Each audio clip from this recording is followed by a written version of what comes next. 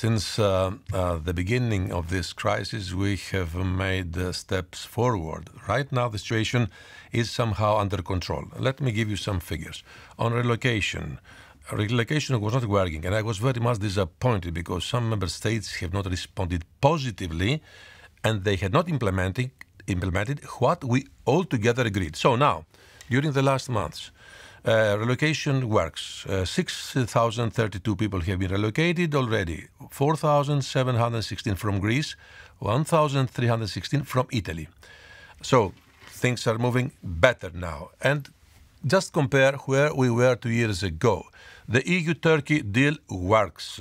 The numbers have subsided dramatically. Last year we had approximately 10,000 people crossing the Aegean Sea every day. Now it is down to 50 to 100 persons. We work very closely now with third countries. We have established these partnership packages with African countries.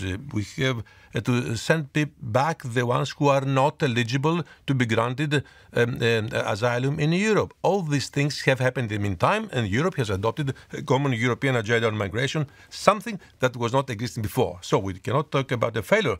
On the contrary, we can talk about a progress.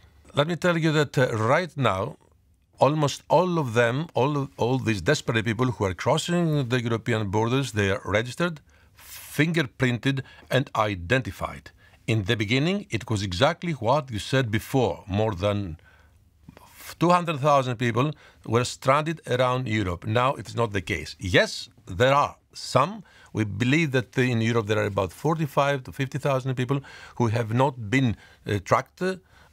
They walk around without any identification. All member states try their best right now to put the situation under control. But as far as the flows are concerned, as I told you before, the flows from Turkey to Europe have subsided. As far as Central Mediterranean, yes, there is a huge problem there. More than 135,000 people have crossed Central Mediterranean, risking their lives in the hands of scrupulous smugglers, especially following the corridor of Libya. Libya, as you know, is a failed state. We have not managed to establish a sort of dialogue and a cooperation with the Libyan authorities because there is no government there so far, and the situation is very difficult. But Italy is not alone. We are behind Italy. We support and help Italy to manage the situation on the ground. And it is true, we are aware of the situation, and we have been given commitments on behalf of the Greek government that very soon the asylum procedures will work more properly, because it has to do also of how the system works on the ground. Let me give you one information. In the beginning of this crisis, not only Europe, but also the frontline member states were taken by surprise. They didn't have the means, the tools, and the mechanism to handle this issue there. But now we are there. Our asylum people, EASO, is working on the islands right now. The same is in Italy. And the local national authorities are very much supported by the European Union. On the other hand, we provide member states, frontline member states, with financial support. And we are monitoring the situation. So yes, what you said before is correct. A number have already managed to cross the Aegean Sea, but the situation is better managed on the ground than before.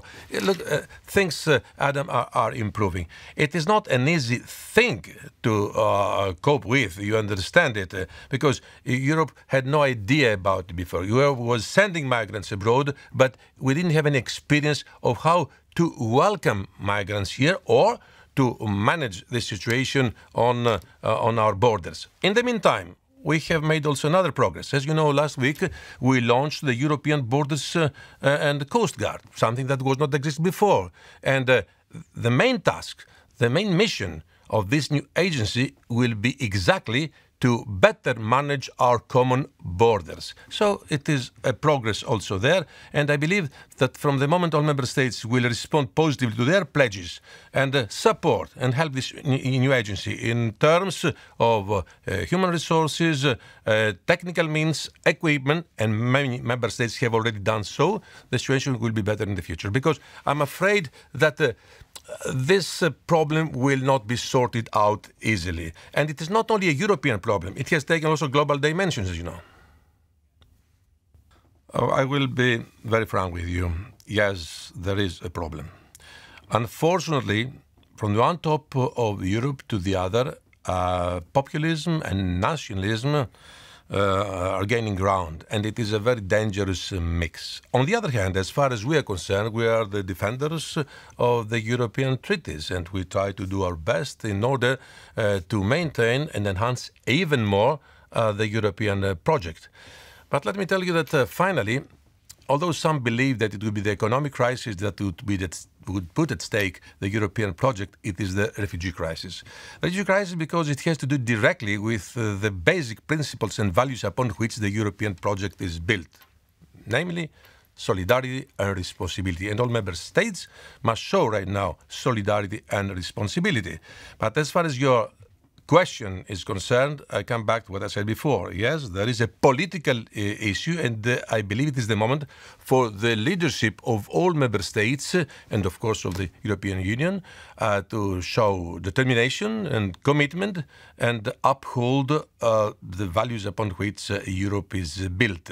Because otherwise, we are going to lead Europe back to its dark, let's say, past, and we must not allow it to happen. You know, Adam, we belong to a generation, the most privileged generation in history. We are the only generation that we have not lived a war. So if we go back to the dream of the ones among them was Winston Churchill, of course, who decided to create a stable and peaceful and progressive environment for all European nations, we have to uphold it. And it is the duty of our generation, because unfortunately, many people forget.